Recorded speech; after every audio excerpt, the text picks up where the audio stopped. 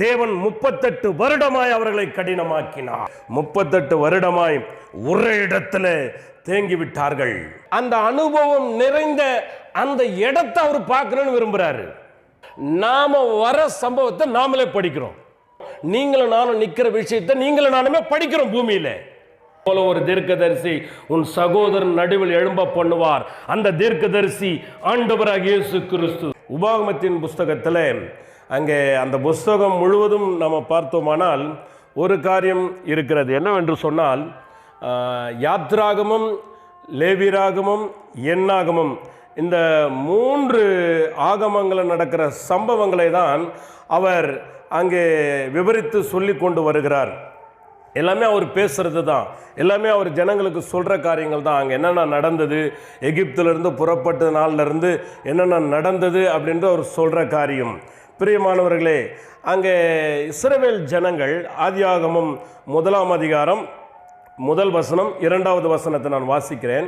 சேயீர் மலை வழியாய் ஓரேபுக்கு 11 நாள் பிரயாண தூரத்தில் உள்ள காதேஸ் பர்னேயாவிலிருந்து சூப்புக்கு எதிராகவும் பாரானுக்கும் தோப்பேலுக்கும் லாபானுக்கும் ஆசரோத்துக்கும் திசாகாபுக்கும் நடுவாகவும் இருக்கிற யோர்தானுக்கு இக்கரையான வனாந்தரத்தின் சமனான வெளியிலே வந்தபோது மோசே இஸ்ரவேலர் எல்லாரையும் நோக்கி சொன்ன வசனங்களாவன. பாருங்க, சேயீர் மலை வழியாய்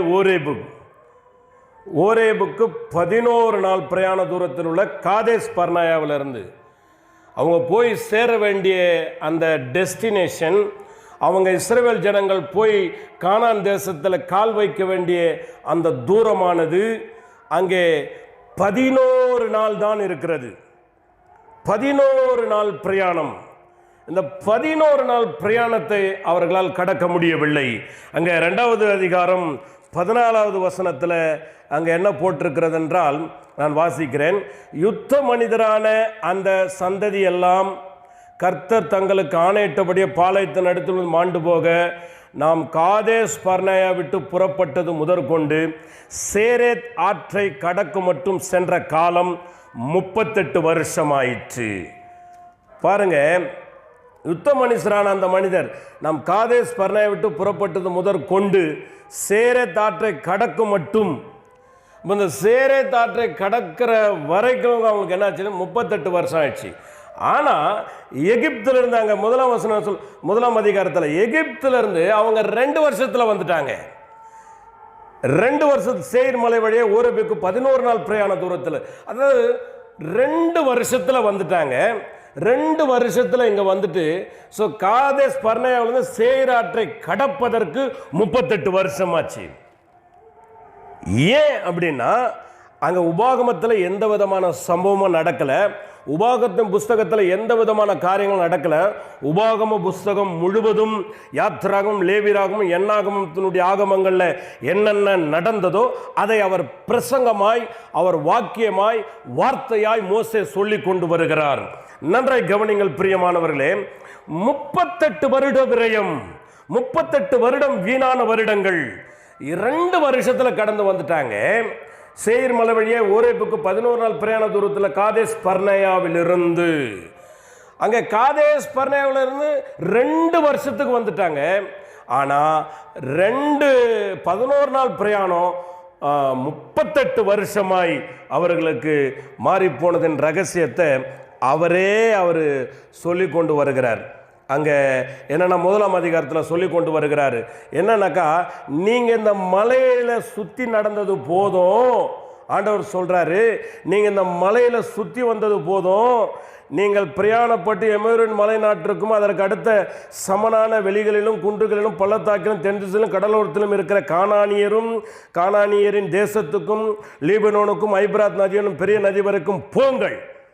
8வது வசனம், இதோ இந்த தேசத்தை உங்களுக்கு முன்பாக வைத்த நீங்கள் போய் கர்த்தர் உங்களுக்கு பிதாக்களாகிய ஆபிரகாமுக்கும் ஈசாக்குக்கும் யாக்கோபுக்கும் அவர்களுக்கு பின்வரும் அவர்கள் சந்ததிக்கும் ஆணையிட்டு கொடுத்த அந்த தேசத்தை சுதந்தரித்து கொள்ளுங்கள் என்றார். அருமையானவர்களே, 4வது வசனத்தில் 40ஆம் வருஷம் 11ஆம் மாதம் 1 தேதியில் மோசே இஸ்ரவேல் புத்திரருக்கு சொல்லும்படி தனக்கு கர்த்தர் விதித்த யாவையும் அவர்களுக்கு சொன்னான். 6வது வசனம், ஓரேபிலே நம்முடைய தேவனாகிய கர்த்தர் நம்மோட சொன்னது என்னவென்றால், நீங்கள் இந்த மலையருகே தங்கியிருந்தது போதும். ஐயா, ஓரேபில் சொல்ற, நீங்க இந்த மலை அருகே தங்கியிருந்தது போதும், நீங்க புறப்பட்டு போங்க அப்படின்னு சொன்னார். இது என்ன என்னாகமத்தில் நம்ம வாசிக்கிறோம் இந்த காரியங்களை. என்னாகமத்தில் நடந்த சம்பவத்தை தான் இங்க பேசுறாரு. அங்க என்ன சொல்றாருனாக்கா, நீங்க இந்த மலையில தங்கி இருந்தது போதும், நீங்க போங்கன்னு சொல்லும் பொழுது நீங்க என்ன சொன்னீங்க? யார்? மோசே சொல்றாரு இஸ்ரவேல் ஜனங்களை பார்த்து, நீங்க என்ன சொன்னீங்க? அங்க வேவு பார்க்க ஜனங்களை அனுப்புங்கன்னு சொன்னீங்க. அது எனக்கு நல்லதா பட்டது. அது வேவு அப்படின்னாங்க இன்டெலிஜென்ட். இன்றைக்கு இருக்கிற உளவு அமைப்புகள் பாருங்க, அவங்க அன்னைக்கே அவ்வளோ ஸ்ட்ராங்காக உளவு அனுப்பிச்சதுனால தான் இன்னைக்கு வரலும் அவங்க மொசாட்டு அது இதுன்னு என்னென்னமோ வச்சுருக்கிறாங்க. என்னென்னமோ வச்சுருக்கிறாங்க பாருங்கள். உளவில் அவங்க ரொம்ப ஸ்ட்ராங்காக இருக்கிறாங்க. அவங்க அப்படி அனுப்புன்னு சொல்லும் பொழுது அவர்கள் கொண்டு வந்த அந்த நல்ல செய்தியையும் அந்த நல்ல கனியையும் சாப்பிட்டுட்டு இவங்க அவிசுவாசிகளாய் மாறி போனதுனால 11 நாள் கடக்க வேண்டிய தூரம் தேவன் 38 வருடமாய் அவர்களை கடினமாக்கினார். அருமையானவர்களே, யோசனை பண்ணி பாருங்க. 2 வருஷத்தில் கொண்டு வந்தார். இம்மட்டும் எபனேசராகி ஆண்டவருக்கு ஸ்தோத்திரம். ஆனால் 11 நாளில் கடக்க வேண்டியது 38 வருஷமா ஆண்டவர் டிலே பண்ணதுக்கு காரணம் என்னன்னா, அந்த யுத்த மனிதர் எல்லாரையும் அழித்து விட்டு எப்னேயின் குமாரனாகிய காலேப்பும் நூனின் குமாரனாகிய மோசேயுமே அங்கே கொண்டு போவேன்னு ஆண்டவர் சொன்னாருங்க. 38 வருஷம் 38 வருஷம் அங்கே வீணடிக்கப்பட்ட அந்த வருடங்கள். யோசனை பண்ணி பாருங்க. 38 வருஷமா அவிசுவாசம், அவங்களுடைய அவிசுவாசத்தினால 38 வருடம் வீண். நம்மள எத்தனை பேர் ஆவிக்குரிய வாழ்க்கையில் வளராமல் இருப்போம்? நம்மள எத்தனை பேர் வளர்ச்சி அடையாமலே இருப்போம்? ஒரு ஊழியர் சொன்னதை நான் திருப்பி சொல்கிறேன். எத்தனை பேர் உங்கள் பிள்ளைங்க கிண்டர் கார்டன்லேயே 20 வருஷம் படிக்கணும்னு விரும்புவீங்க? எத்தனை வருடம் உங்கள் பிள்ளைங்க வளராமையே அப்படியே குள்ளமாகவே இருக்கணும்னு விரும்புவீங்க? யாரும் விரும்ப மாட்டோம். ஆனால் ஆவிக்குரிய வாழ்க்கையில் 38 வருடமாய் ஒரே இடத்துல தேங்கி விட்டார்கள். காரணம் அவருடைய அவிசுவாசம். நம்முடைய அவிசுவாசம் கூட இன்றைக்கு நம்முடைய ஆவிக்குரிய வாழ்க்கை வளர விடாமல் தடுக்கிறது. ஆனால் கர்த்தருடைய பரிசுத்த நாமத்துக்கு ஸ்தோத்திரம்.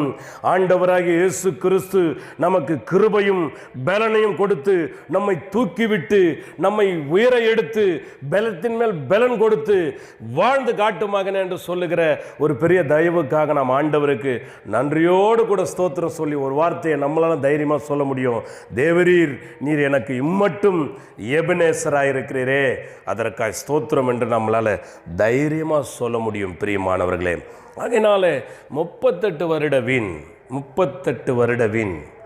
அருமையானவர்களே, இந்த 38 வருடங்களாய் அவர்கள் கடக்கக்கூடாமல் இருந்ததற்கு காரணம் என்ன? அவர்களுடைய அவிசுவாசம். ஸோ நம்முடைய வாழ்க்கையில் அப்படிப்பட்ட அவிசுவாசம் வராதபடி தேவன் நம்மை பலப்படுத்தும்படியாய் ஆண்டவரை கேட்போம். இம்மட்டும் எபனேசராக இருக்கிறவரே, இனியும் எனக்கு எபனேசராக இருக்குன்னு நம்ம ஆண்டவரை கேட்போமானால் கண்டிப்பாக அவர் நமக்கு எபனேசராக இருப்பார். ஆண்டவருடைய பரிசுத்த நாமத்திற்கு ஸ்தோத்திரம் உண்டாவதாக. அப்படியே 2ஆம் அதிகாரத்தில் அந்த காரியங்கள்லாம் சொல்லப்பட்டு வருகிறது. 3ஆம் அதிகாரத்தில் ஒரு அழகான சம்பவம் இருக்கிறது. அங்கே காலேப்பை குறித்து பேசுகிறார். அக்காலத்தில் 18ஆம் வசனத்தில் அக்காலத்திலேன்னு வரும். 21ஆவது வசனத்தில் 3ஆம் அதிகாரம் அக்காலத்திலேன்னு வரும். பாருங்கள், எல்லாம் இப்படியே வரும். 12ஆவது வசனத்தில் அக்காலத்தில் அப்படியே வரும். பாருங்கள், 4ஆவது வசனத்தில் அக்காலத்தில். இதெல்லாம் முன்னாடி ஏற்கனவே நடந்த சம்பவத்தை அவங்களுக்கு போதனையாய் பிரசங்கமாய் பேசிக்கொண்டு வருகிறார். அப்படி பேசிக்கொண்டு வந்து யோசுவாவை குறித்து பேசுகிறார். யோசுவாவை குறித்து பேசி திடன் கொள், தைரியமாயிரு, பயப்படாது என்று அவனை என்கரேஜ் பண்ணிவிட்டு 23ஆவது வசனத்தில் ஒரு சம்பவத்தை சொல்லுகிறார். அக்காலத்திலே நான் கர்த்தரை நோக்கி, கர்த்தராகிய ஆண்டவரே, 24வது வசனம், கர்த்தராகிய ஆண்டவரே, நீர் உமது அடியேனுக்கு உமது மகத்துவத்தையும் உமது வல்லமையுள்ள கரத்தையும் காண்பிக்க தொடங்கினீர். வானத்திலும் பூமியிலும் உம்முடைய கிரியைகளுக்கும் உம்முடைய வல்லமைகளுக்கும் ஒப்பாக செய்யத்தக்க தேவன் யார்? அப்படி என்று சொல்லிட்டு 25ஆவது வசனத்தில் அவர் உள்ளத்தில் இருக்கிற ஆசையை கேட்குறாரு. நான் கடந்து போய் யோர்தானுக்கு அப்புறத்தில் உள்ள அந்த நல்ல தேசத்தையும் அந்த நல்ல மலையையும் லீபனோனையும் பார்க்கும்படி உத்தரவு கொடுத்தருளும் என்று வேண்டிக் கொண்டான். 26வது வசனம், கர்த்தரோ உங்கள் நிமித்தம் என் மேல் கோபம் கொண்டு எனக்கு செவி கொடாமல் என்னை நோக்கி, போதும், இனி இந்த காரியத்தை குறித்து என்னோட பேச வேண்டாம்.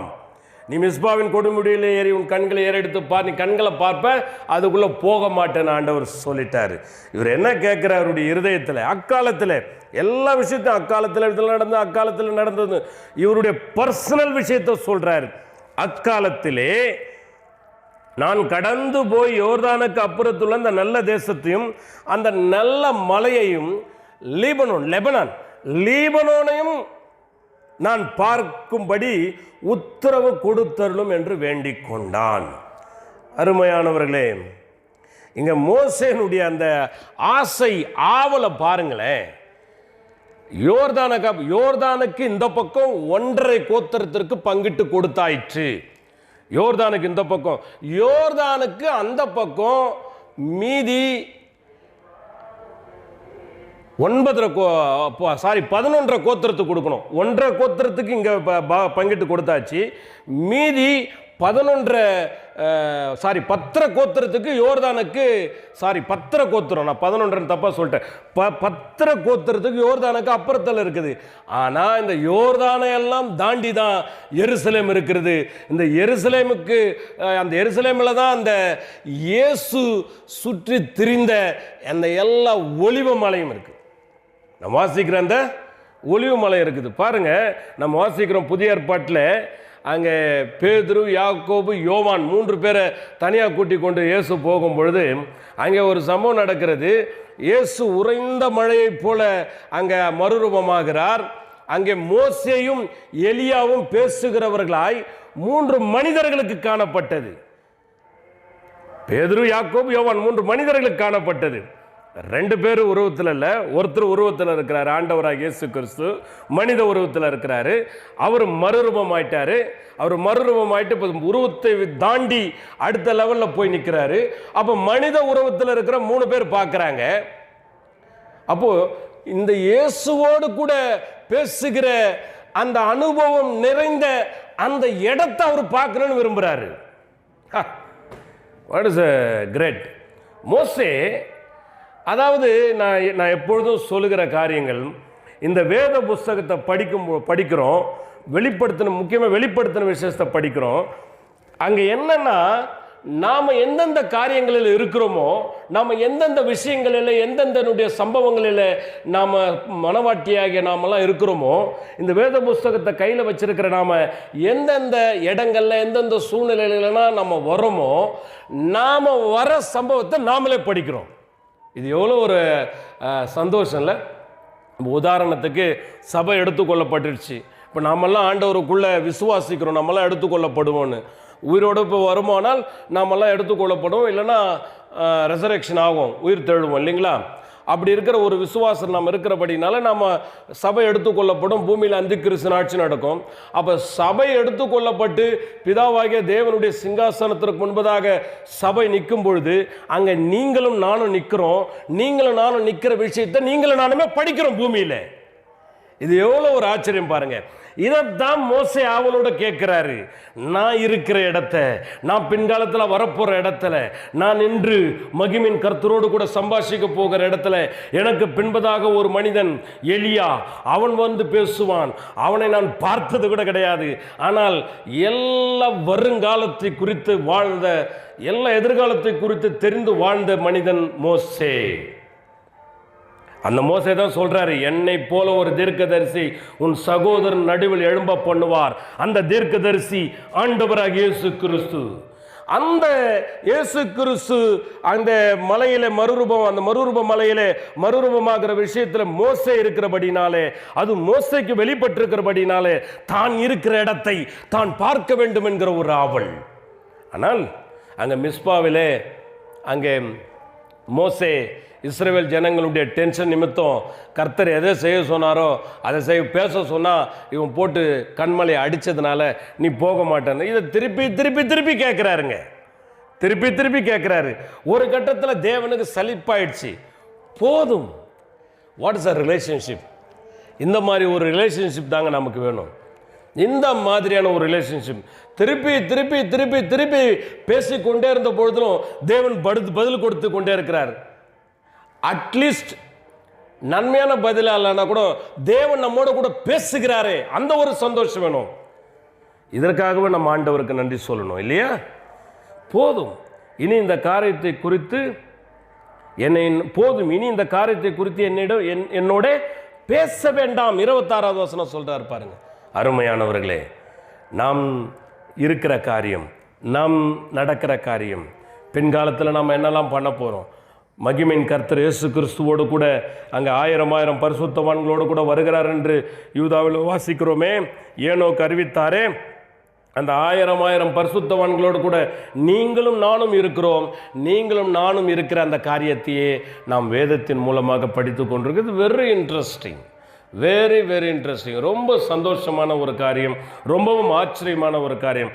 அதை தான் அவர் கேட்குறாரு. அங்கே அந்த இடத்துல நான் இருப்பேன், அந்த இடத்துல நான் மகிமையின் கர்த்தரோடு கூட பேச போகிற அந்த இடத்த நான் பார்க்கணும், அந்த தேசத்தை பார்க்கணும், அந்த மலையை பார்க்கணும், அதை தாண்டி லீபனோனையும் பார்க்கணும் அப்படின்றாரு.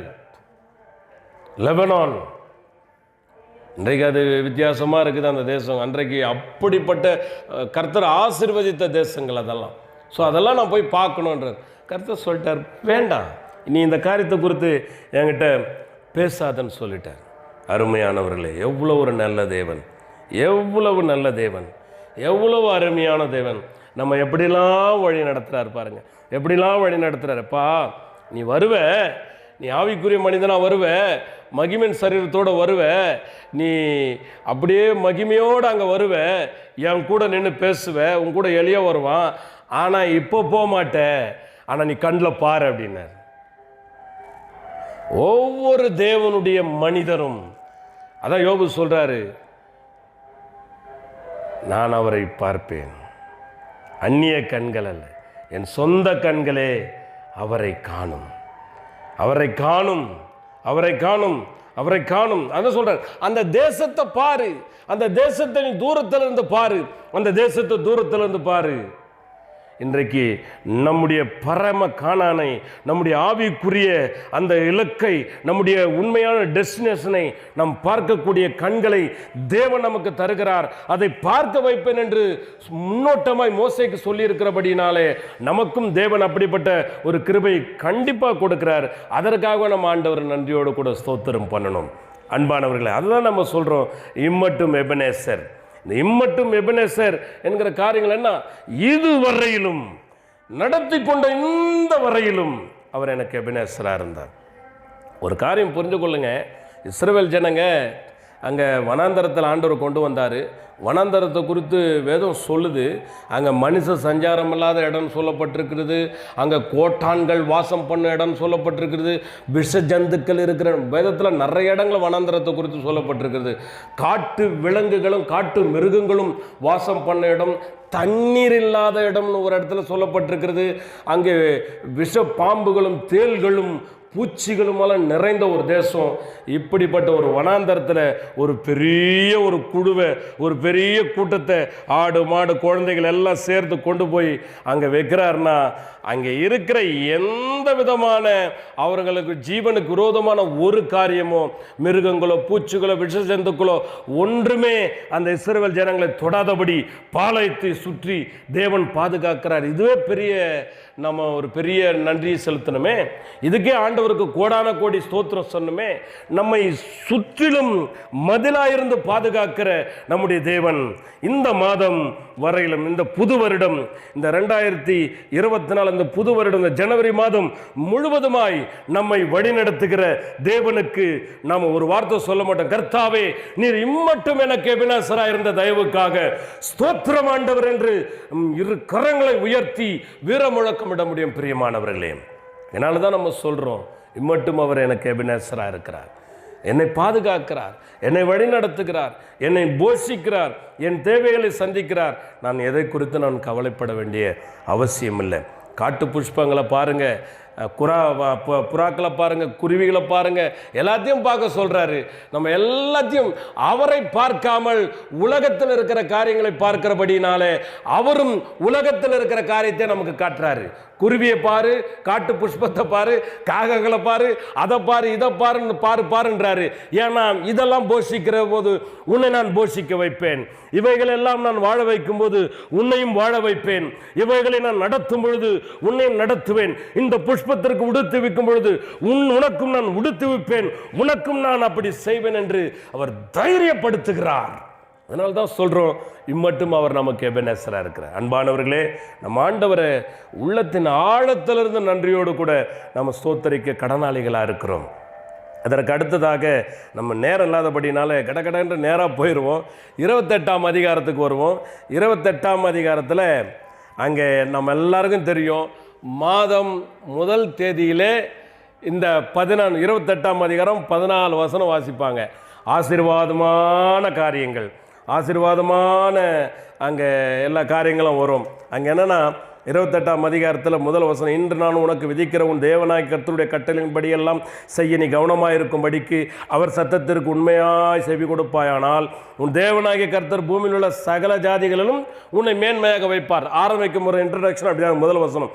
அதன் பிறகு சொல்கிறாரு, என்ன சொல்கிறாருனாக்கா 2லேருந்து வாசிக்கிறது, இப்படி சொல்லப்படும் ஆசீர்வாதங்கள் எல்லாம் உன் மேலே வரும். 3லேருந்து ஸ்டார்ட் ஆகுது. பட்டணத்தில் ஆசீர்வதிப்பேன், வெளியே ஆசீர்வதிப்பேன், கர்ப்பத்தின் கனி உன் கூட பிசைகளும் வருகளும் போகலும் உனக்கு விரோதமாக எழும்போ, எல்லாத்தையும் சொல்லிட்டே வர்றார். வரிசையாக சொல்லிட்டு வர்றார். வரிசையாக சொல்லிட்டு வந்துட்டு 13ஆம் வசனம் வரையிலும் சொல்லிட்டு 12ஆம் வசனம் 13ஆம் வசனத்தில் எச்சரிக்கை கொடுக்குறாரு. 14ஆவது வசனத்தில் என்ன சொல்கிறாருன்னா, இன்று நான் உனக்கு விதிக்கிற உன் தேவனாகிய கர்த்தரின் கட்டளைகளை கை கொள்ளவும் அவைகளின்படி நடக்கவும் அவைகளுக்கு செவி கொடுத்து வந்தால் கர்த்தர் உன்னை வாழாக்காமல் தலையாக்க கீழே மேலே வாங்கிட்டு 15ஆவது வசனத்துலேருந்து ஒரு பெரிய இடி இறக்குறார். எப்பா 14 வசனம் வரல நான் உன்னை ஆசீர்வதித்தேன், எல்லாமே பண்ணிட்டேன், அவருடைய என் வார்த்தைக்கு செவி கொடுத்தா இப்படிலாம் நடக்கும், இப்படிலாம் பண்ணோம், வானத்தை வெண்கலமாக்க மாட்டேன், வானத்தை இரும்பாக்க மாட்டேன், மழை பெய்ய பண்ணும் எல்லாம் சொல்கிறார். 15ஆம் வசனத்தில் என்ன சொல்கிறார்னா, இன்று நான் உனக்கு விதிக்கிற உன் தேவனாகிய கர்த்தருடைய எல்லா கற்பனைகளின்படியும் கட்டளைகளின்படியும் நடக்க கவனமாக இருக்கிறதற்கு அவர் சத்தத்திற்கு செவி கொடாதே போவாயாகில் இப்பொழுது சொல்லப்படும் சாபங்கள் எல்லாம் உன்மேல் வந்து உனக்கு பலிக்கும். அருமையானவர்களே, அங்கே அவருடைய வார்த்தைக்கு செவி கொடுக்கலன்னா சாபத்தை குறித்து சொல்கிறார். 14 வசனம் தாங்க, 14ஆவது வசனம் வரலாம் ஆசீர்வாதம். ஸோ 15லேருந்து அந்த அதிகாரம் முழுவதும் 68 வசனங்கள் அங்கே இஸ்ரவேல் ஜனங்களுக்கு சாபத்தை சொல்கிறார். என்னடா அது உள்ளாரும் சொல்லிட்டு திடீர்னு சாபத்தை இல்லை, அந்த இருக்கிறத நாங்கள் நம்ம பார்க்குறோம். நம்ம யாருக்குமே சாபம் கொடுக்கறதில்ல. ஏன்னா இயேசு கிறிஸ்து நம்ம ஆசீர்வதி இருக்கிறார். எல்லா சாபத்தையும் அவர் சிலுவையின் மீது அவர் சுமந்தார். அதனால் எனக்குள்ளே உனக்குள்ளேயும் நம்ம எல்லாருக்குள்ளேயும் சாபம் கிடையாதுங்க. ஆனால் அங்கே வசனத்தில் இருக்கிறத நான் சொல்கிறேன் உங்களுக்கு. இங்கே சபிக்கிறாரு. அப்படி சாபத்தில் அவருடைய வார்த்தைக்கு கீழ்ப்படியாமல் செவி கொடுக்காம போனால் ஒரு சாபத்தை பர்டிகுலராக இஸ்ரவேல் தேசத்தின் ஜனங்களுக்கு சொன்னார். அங்கே என்னென்னா 64வது வசனம் ரொம்ப இம்பார்ட்டன்ட், அது ரொம்ப ரொம்ப முக்கியம். 64வது வசனத்தில் கர்த்தர் செவி கொடுக்காமல் போனால் என் வார்த்தைக்கு கர்த்தர் உன்னை பூமியின் ஒரு முனை துவக்கி, பாருங்க 63 தான் வாசிக்கிறேன், கர்த்தர் உங்களுக்கு நன்மை செய்யவும் உங்களை பெருக பண்ணும் எப்படி உங்கள் மேல் ரம்மியமாக இருந்தாரோ அப்படியே கர்த்தர் உங்களை அழிக்கவும் உங்களை அதம் பண்ணவும் ரம்மியமாக இருப்பார். நீங்கள் சுதந்திரிக்க போகிற தேசம் பிடுங்கி போடப்படுவீர்கள். கர்த்தர் உன்னை பூமியின் ஒரு முனை துவக்கி பூமியின் மறுமுனை மட்டும் இருக்கிற எல்லா ஜனங்களுக்குள்ளும் சிதறடிப்பார். அங்கே நீயும் உன் பிதாக்களும் அறியாத மரமும் கல்லுமான அந்நிய காரியங்களை எல்லாம் நீங்கள் பின்பற்றுவீங்கன்னு சொல்லப்பட்டிருக்கிறது. அருமையானவர்களே, இந்த வசனம் எழுத்தின்படியாக லிட்ரலாக இஸ்ரவேல் தேசத்துக்கு நடந்தது. உலகத்தின் அங்கே என்ன சொல்கிறாரு, உன்னை பூமியின் ஒரு முனை தூக்கி பூமியின் மறுமுனை மட்டும் இருக்கிற எல்லா ஜனங்களுக்குள்ளும் சிதறடிப்பார். 1ஆம் நூற்றாண்டில் இஸ்ரவேல் ஜனங்கள் சிதறடிக்கப்பட்டாங்க. கிபி 1ஆம் நூற்றாண்டில் இந்த மனிதனுடைய இரத்த பழி எங்கள் மீதும் எங்கள் பிள்ளைகள் மீதும் விழட்டும் என்று இயேசு கிறிஸ்து இரத்த பழியை வாரி அவர்கள் மீது போட்டுக் கொண்டார்கள் யூதர்கள். அதனால அவர்களை தேவன் சிதறடித்தார். கிபி 70ஆம் நூற்றாண்டில் நம்ம சொல்ல வேண்டியதில்லை, சரித்திரம் எல்லாருக்கும் உங்களுக்கு தெரியும். கிபி 70ஆம் நூற்றாண்டில் தேவாலயெல்லாம் இடித்து அந்த இஸ்ரவேல் ஜனங்களாம் அன்னைக்கு சிதறினவங்க தான். பூமியின் ஒரு முனை துவக்கி மறுமுனை மட்டும் கேரளாவில் ஏகப்பட்ட யூதர்கள் இருந்தாங்க, பம்பையில் இருந்தாங்க, டெல்லியில் இருந்தாங்க. முக்கியமாக சொல்லப்போனால் ஈரான் தேசத்தில் அதிகமான யூதர்கள் இருந்தாங்க, ஈராக்கில் இருந்தாங்க, எல்லா தேசத்திலும் பரம்பி போனாங்க. இதில் பர்டிகுலராக வந்து பார்த்திங்கனாக்கா 17ஆம் நூற்றாண்டில் தான் யூதர்கள் அமெரிக்காவுக்கே ஷிஃப்ட் ஆகுறாங்க. அது வரலும் அவங்க ஐரோப்பாவிலையும் ஆசியாவிலும் தான் சுற்றிக்கிட்டு இருந்தாங்க. தேசாந்திரியா ஆந்திராவிலையும் கொஞ்சம் யூதர்கள் இருந்தாங்க. ஜெர்மனியில் போய் தஞ்சம் அடைந்தாங்க.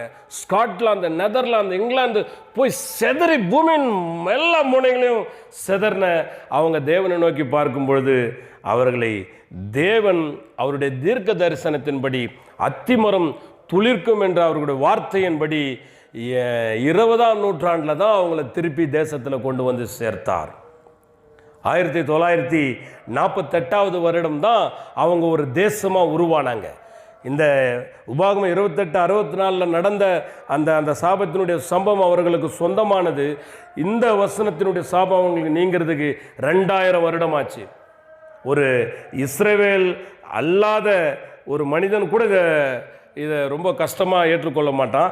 ஆனால் இஸ்ரவேலை சேர்ந்த ஒரு சரித்திர அரசன் சொல்லுகிறான், உலகத்தில் எந்த தேசமும் 2000 வருடமாய் தேசாந்தரியாய் அலைந்து திரிந்து மீண்டுமாய் ஒரு தேசமாய் உருவானது சரித்திரமே கிடையாது.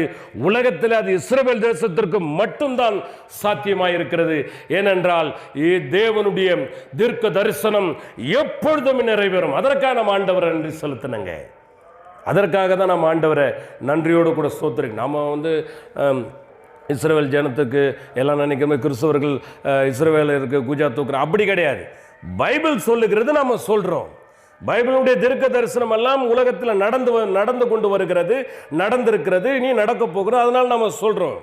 இந்த இஸ்ரவேல் 1948 ஃபார்ம் ஆச்சுங்க. ஃபார்ம் ஆகி கொஞ்சம் கொஞ்சமாய் அது வளர்ந்து இன்றைக்கு ஒரு பெரிய மரமாய் நிற்கிறது. நம்ம ஏற்கனவே உபாகமம் 1ஆம் அதிகாரத்தில் வாசித்தது போல ஐபிராத் நதி வரையிலும் என்று சொல்ல வாசித்தோம். ஐபிராத் நதி, ஆபிரகாமுக்கு தேவன் வாக்கு பண்ணினார், உன் எல்லை நீ கால் வைக்கும் தேசத்தை தருவேன், உன் சந்ததியை சுதந்திரிக்க போகிற தேசம் எல்லை. ஒரு எல்லை வந்து ஐபிராத் நதி. ஐபிராத் நதி எங்க இருக்குது? யூப்ரட்டிஸ் நதி எங்க இருக்குது? ஐபிராத் நதி எங்க இருக்குதுன்னா ஈராக்ல இருக்குது.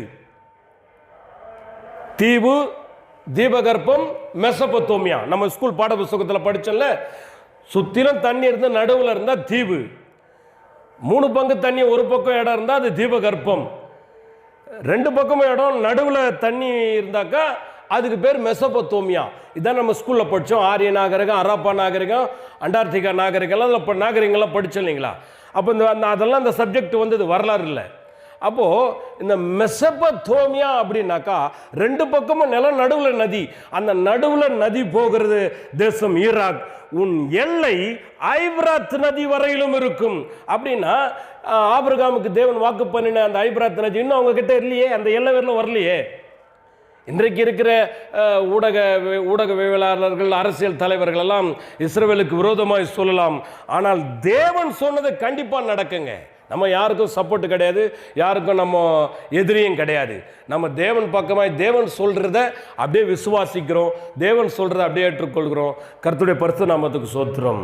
அவர்கள் தேவன் அவருடைய தீர்க்க தரிசனத்தின்படி கொண்டு வந்தாருங்க. எவ்வளோ பெரிய ஒரு ஆச்சரியம்! இதற்காக நாம் ஆண்டவருக்கு நன்றி செலுத்தணும்னா 2000 வருஷம் மிஞ்சி போனால் ஒவ்வொரு வாழ்க்கையில் கொஞ்சம் சோதனை வந்துட்டா, கொஞ்சம் பிரச்சனை வந்துட்டா, ஆண்டவர் என்னப்பா, அப்பா நான் கஷ்டப்படுறேனே, அப்பா நான் போராடுறேனே, நான் பாடுபடுறேனே, நான் வேதனைப்படுறேனே எல்லாம் புலம்புறாங்க. ஆனால் 2000 வருடம் துரத்தப்பட்ட ஜனங்களையும் தேவன் கண்ணோக்கி சேர்த்து தேசமாய் இன்றைக்கு உருவாக்கி உலகத்திலே சவால் கொடுக்கிற ஒரு நாடாய் வைப்பாரானால் உன்னை என்னை வாழ வைக்கிறது எவ்வளோ நிச்சயங்க. தைரியமாக நம்ம சொல்லலாம், தேவரீர் நீர் எனக்கு மட்டும் எபனேசராக இருக்கிறீர், ஆண்டவரே உமக்கு ஸ்தோத்திரம்னு சொல். நம்ம ஆண்டவரை நன்றியோடு கூட ஸ்தோத்திரம் பண்ணுவோமா? ஆண்டவர் எவ்வளவு நல்லவராக இருக்கிறார். இந்த ஜனவரி மாதம் முழுவதும் நம்மை அவர் பாதுகாக்கிறவராக இருக்கிறார். அருமையானவர்களே, எதை குறித்தும் கவலைப்படாதீங்க. கர்த்தர் நம்மை நிச்சயமாக கைவிட மாட்டார். அவரை நம்பி வந்த ஒருவரையுமே அவர் கைவிட்டதே கிடையாதுங்க. இந்த இந்த நீ மட்டும் எபனேசர் என்கிற இந்த நிகழ்ச்சியினுடைய நோக்கமே ஒவ்வொரு காரியமாக பார்த்து ஆண்டவருக்கு நம்ம எப்படிலாம் நன்றி சொல்லணும், எப்படிலாம் ஆண்டவருக்கு தேங்க்ஸ் பண்ணணும், எப்படி நன்றி உணர்வோடு ஜீவிக்கணும், எப்படி ஆண்டவருக்கு நன்றியுள்ள இருதயத்தோடு வாழணும், எப்படி நன்றியுள்ள இருதயத்தோடு ஸ்தோத்திரம் நிறைந்த அந்த இருதயத்தோடு அந்த அந்த பாரம் சுமந்த அந்த ஸ்தோத்திர பாரம் சுமந்த இருதயத்தோடு கூட ஆண்டவரை எப்படி ஃபாலோ பண்ணுறதுன்றது தாங்க இந்த நிகழ்ச்சி. வேற ஒரு நோக்கம் கிடையாது, வேற ஒரு காரியம் கிடையாது. இது நடத்துகிற அருமையான ஊழியர் அந்த ஒரு எண்ணம் தான். ஆகையினாலே கர்த்தர் தாமே நம்மோடு இருந்து நம்ம ஆசீர்வதிப்பாராக. தொடர்ந்து நிகழ்ச்சியை கேளுங்கள். கர்த்தர் உங்களோடு இருப்பார். தைரியமாக இருங்க. கர்த்தர் நம்மை ஆசீர்வதிப்பார். கேட்ட யாவரையும் கர்த்தர் தாமே ஆசீர்வதிப்பாராக. ஆமேன், ஆமேன், ஆமேன்.